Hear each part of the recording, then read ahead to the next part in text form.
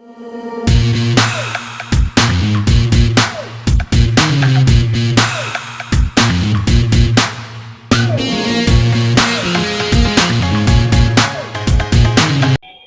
गई है मैथ का आगाज, लेकर आया हूँ एक नया अंदाज। न रुकेंगे न थकेंगे न मानेंगे हार, आए हैं सीखने सिखा कर जाएंगे आज।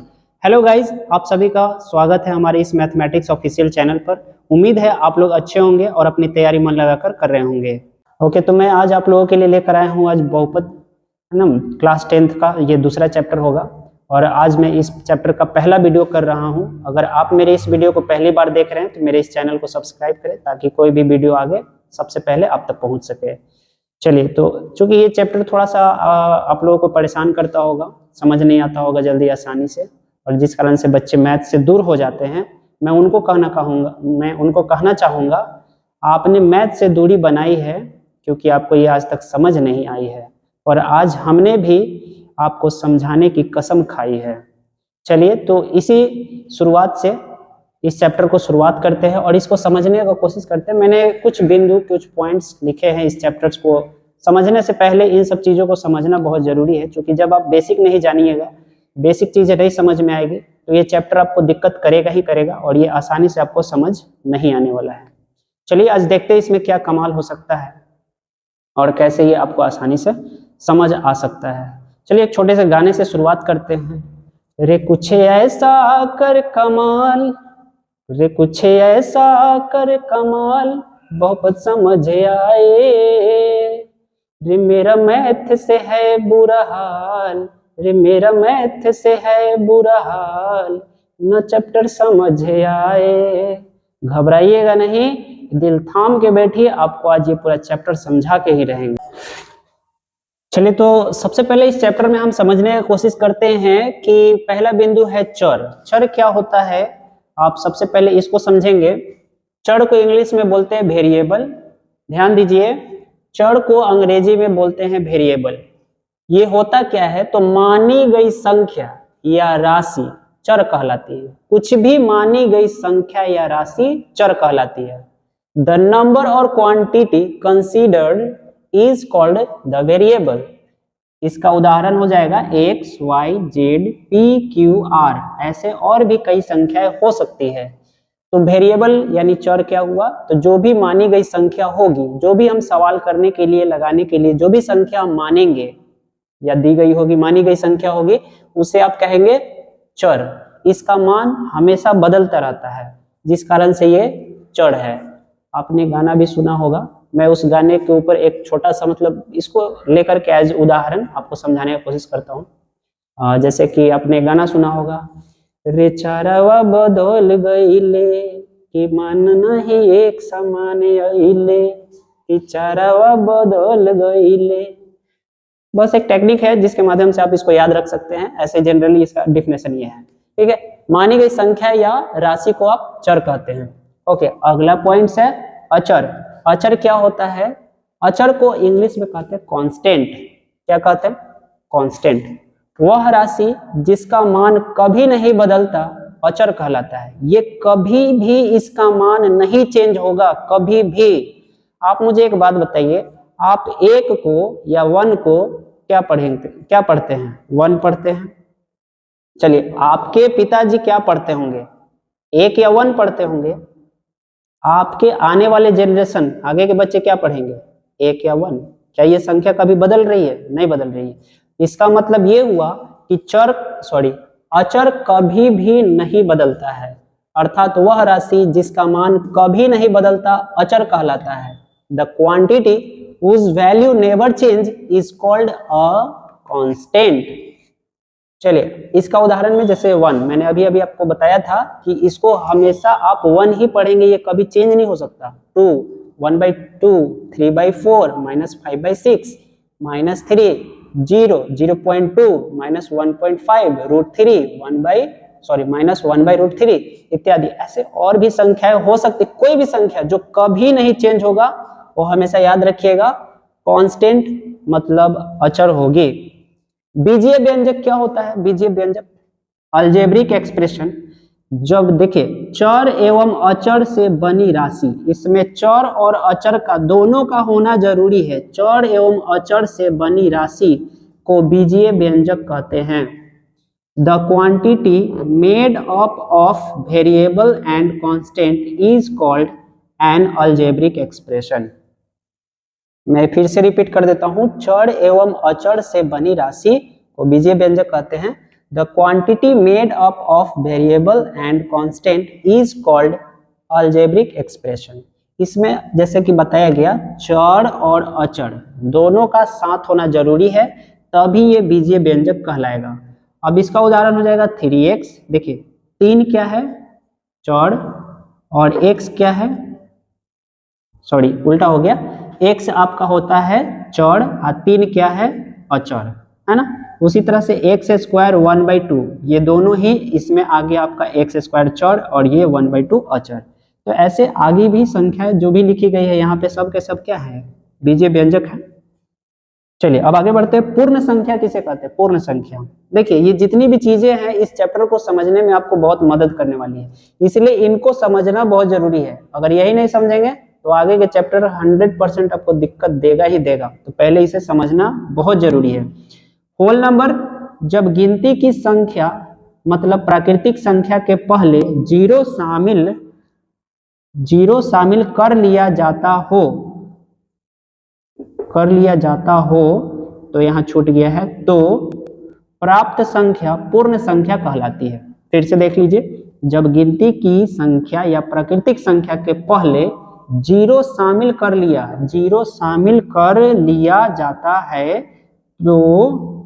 लिया जाता हो तो संख्या प्राप्त संख्या पूर्ण संख्या कहलाता है। आइए जरा देख लेते हैं। When the number of counting या फिर natural number first zero is included then the number of 10 is called a whole number. इसका एग्जाम्पल हो जाएगा। अब जैसे यहाँ बातें दी गई है, लिखी गई है कि जब गिनती की संख्या के पहले जीरो शामिल कर लिया जाता है, यानी कि गिनती की संख्या आप गिनते कहाँ से है भाई? 1 2 3 4, या हिंदी में कहते 1 2 3 4 5 6, इसी को तो गिनते हैं। और इसके पहले हमें क्या रख लेना है? जीरो। जैसे ही जीरो रख लिए, यह हमारा बन गया पूर्ण संख्या अर्थात होल नंबर। चलिए तो इन सभी बिंदुओं को आप ध्यान में रखेंगे, तब जाकर ये चैप्टर समझ में आने वाला है होता है। चलिए तो बहुपद वह बीजीय व्यंजक जिसके चर का घात एक पूर्ण संख्या हो उसे बहुपद कहते हैं। फिर से समझिएगा, बहुपद अर्थात पॉलिनोमियल वह बीजीय व्यंजक जिसके चर का घात एक पूर्ण संख्या हो उसे बहुपद कहते हैं।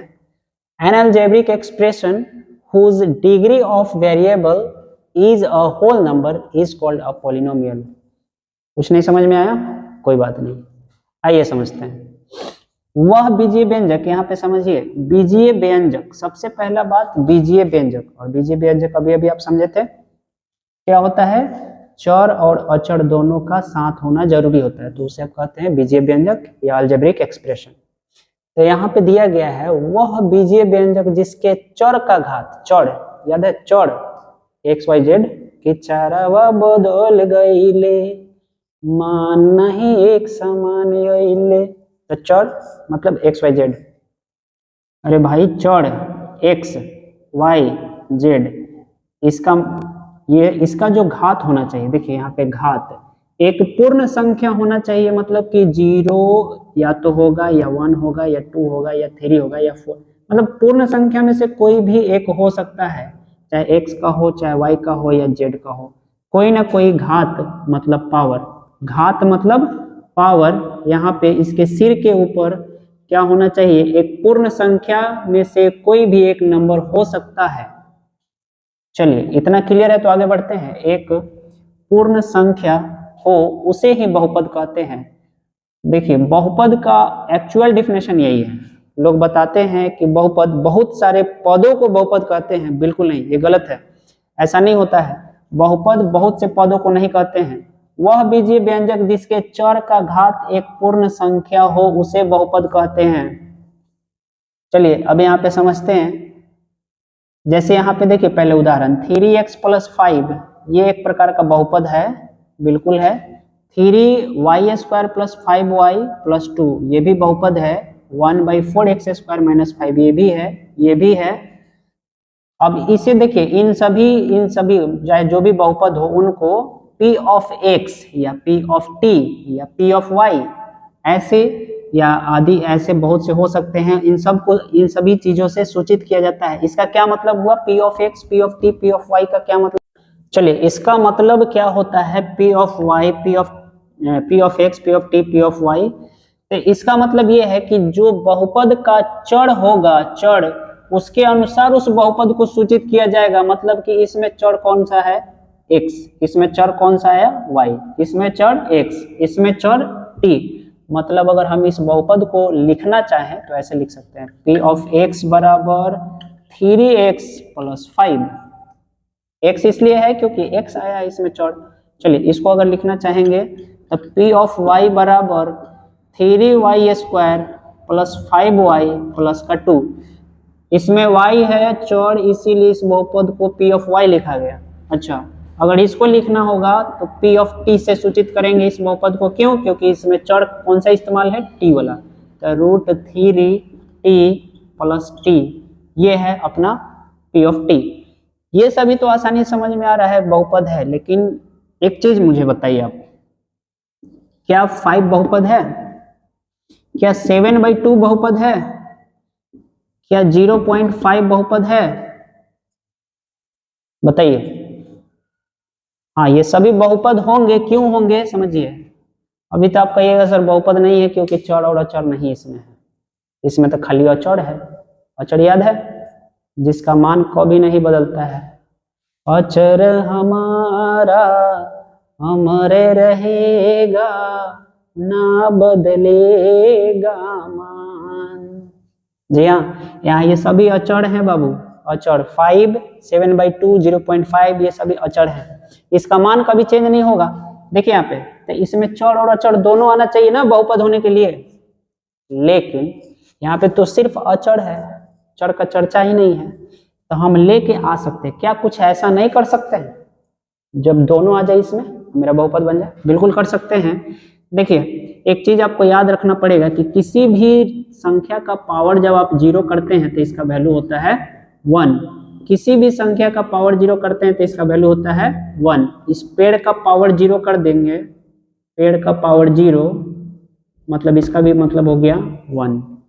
पावर मतलब क्या? डिग्री, घात। अगर 0 कर दिए तो इस सब का वैल्यू हो गया 1। तो अब समझते क्या ये सभी संख्याएं बहुपद है या नहीं? तो एक काम करते हैं, इसमें हम x ले लेते हैं, इसके पावर में, इसका डिग्री में, घात में 0 भर देते हैं। तो इसका मतलब ये हुआ कि 5 इंटू, इन दोनों के बीच में क्या संबंध है? गुना का। यहाँ पे इसका मतलब हो गया 1। दरअसल आया कितना? 5। यानी कि इसके आने से इसको कोई फर्क नहीं पड़ा। और बहुपद का परिभाषा जो है, चर और अचर दोनों का सहयोग यहाँ होना चाहिए, मतलब बीजीय व्यंजक होना चाहिए। और ये बीजीय व्यंजक का रूप ले लिया, मतलब कि ये बहुपद है। तो यहाँ पे बहुत सारा पद कहाँ है? हालांकि पद का चर्चा हम आगे करेंगे, पद होता क्या है ये चीज आपको अभी हम समझाएंगे। फिलहाल यहाँ पे समझिए, ये एक ही पद है फिर भी बहुपद है। हाँ, यहाँ पे भी आप ला सकते हैं पावर 0 लगा के, ये भी बहुपद है। यहाँ पे भी आप ला सकते हैं, कुछ भी ले आइए पावर 0 रख के, ये भी बहुपद है। तो ये सभी एक ही पद है, पर ये सब के सब बहुपद है। अब पद नहीं समझ में आ रहा है, चलिए पद को समझ लेते हैं कि पद क्या होता है। पद, आइए देखिए, पद को इंग्लिश में बोलते हैं टर्म। तब बीजीय व्यंजक के विभिन्न रूपों को हम पद कहते हैं। मतलब the different forms of algebraic expression is called a term. देखिए, पद का निर्माण प्लस या माइनस, यही दो गो चिन्ह करती है। पद का कभी भी निर्माण या तो प्लस या माइनस ही कर सकती है। मतलब क्या हुआ, अब यहाँ समझिएगा। यहाँ पे जितना भी देख रहे हैं ना, सब एक पद वाला बहुपद है। मतलब x, ये अपना एक ही पद है, x², ये भी एक पद है। ax, इसको दो पद में कभी भी काउंट नहीं करते हैं। क्यों? क्योंकि यहाँ जोड़ अथवा घटाव यानी प्लस या माइनस का चिन्ह नहीं आया है इन दोनों के बीच में, इसलिए एक पद है। ये भी आपका एक ही पद है, ये भी एक ही पद है। देखिए, द्विपद बहुपद मतलब द्विपदी बहुपद, दो पद वाले कौन होंगे? देखिए यहाँ पे आप साफ तौर से देख सकते हैं, यहाँ पे प्लस है, प्लस, ये दो अलग अलग पद है। अगर यहाँ पे कोई व्यक्ति, चलिए अभी तो ये दो अलग अलग पद है, इसको समझते हैं। ax² प्लस 1, ये भी अलग अलग दोनों पद है। यहाँ पे देखिए इस दोनों को अलग कौन कर रहा है, माइनस, इन दोनों को अलग किसने किया, प्लस, इन दोनों को अलग प्लस। अच्छा यहाँ पे देखिए 9.3x⁴, ये सब एक पद है और इधर वाले एक पद है। क्यों? क्योंकि इन दोनों के बीच में यहाँ पे आया माइनस, इसलिए ये दो पद होंगे। अब यहाँ पे देखिए, यहाँ पे माइनस, यहाँ पे प्लस, यहाँ पे कुल कितने पद हो गए, 1 2 3, यहाँ पे 1 2 3, इसलिए इसको कौन सा बहुपद कहेंगे, त्रिपदी बहुपद। इसमें भी 3 पद हैं, त्रिपदी बहुपद। अब एक चीज हमको बताइए, x² प्लस 2x², इसमें कितने पद हैं, कितना, 2, गलत है, इसमें एक पद है। देखिए कैसे, इसमें ना कैटेगरी विद मैच करना होता है, ये सेम कैटेगरी वाले दोनों हैं, x² और x² वाला। तो यहाँ पे देखिए ये भी प्लस में है और ये भी प्लस में है, दोनों का चिन्ह जब एक समान होगा तो जोड़ देंगे, मतलब कि ये कुल मिलके 1x² और 2x², टोटली 3x²। तो है दरअसल एक ही पद, लेकिन दो पार्ट में डिवाइड किया गया है। अब 100 रुपया को दो जगह नहीं रख सकते हैं, बिल्कुल रख सकते हैं, 50-50। वैसे ही 3x² को दो जगह रख दिया गया, तो ये दो पद नहीं हुआ, एक ही पद है। अब उम्मीद है कि आप लोग को ये समझ आया होगा, और नहीं भी आया होगा तो हमको जरूर बताइएगा कमेंट करके कैसा मतलब लगा। अगर अच्छा लगा तो लाइक जरूर कीजिए। चलिए अब इसके बाद भी हम आगे इसमें देखेंगे कैसे अब इसमें हम काम कर सकते हैं, इस चैप्टर के अंतर्गत कैसे काम होगा। और जो भी दिक्कत हो आप कमेंट करके हमको बताइए।